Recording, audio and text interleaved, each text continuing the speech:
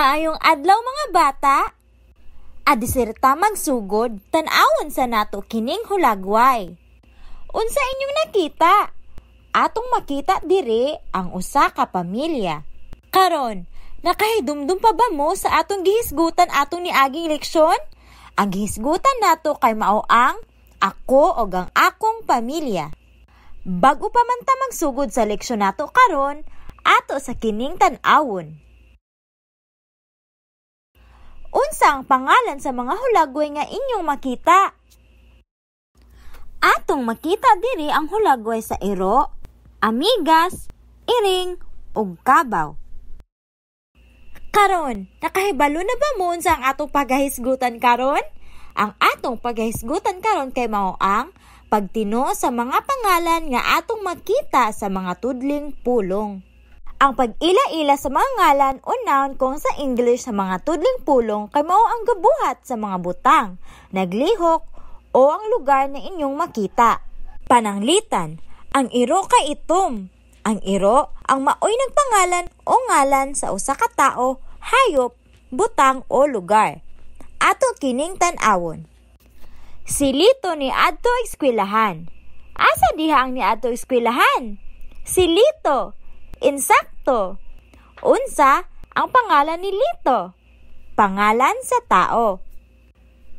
Ang kabaw gatabang sa basakan. Asa diha ang gatabang sa basakan?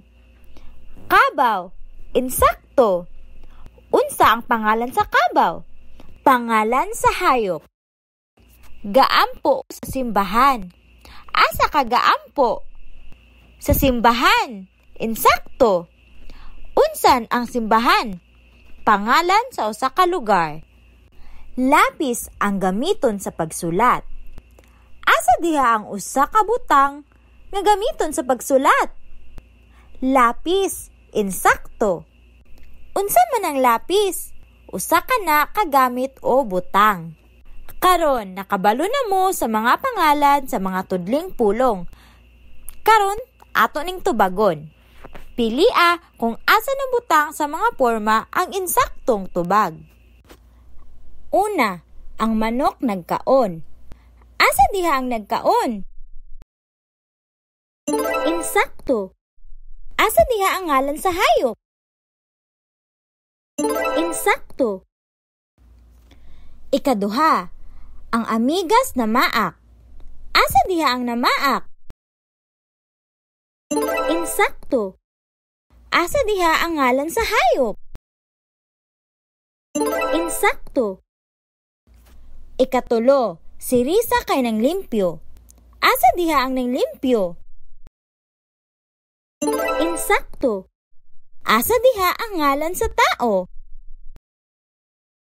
Insakto. Ikaupat, niadto sila sa bukid. Asa sila niadto? Insakto. Asa diha ang ngalan sa lugar? Insakto. Ug ang ikalima, naay mga libro. Unsa ang naa? Insakto. Asa diha ang ngalan sa butang? Insakto.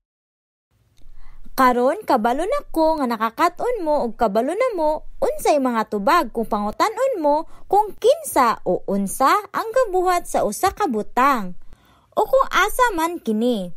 Ug mao ra to, magkita-kita na sabta sa sunod leksyon. Salamat. That's all for now. Visit my website, subscribe to my channel, and turn on notifications for more videos. You can also like and follow me on my social media accounts. Continue e-learning with me, your teacher GM. See you in the next video. Bye!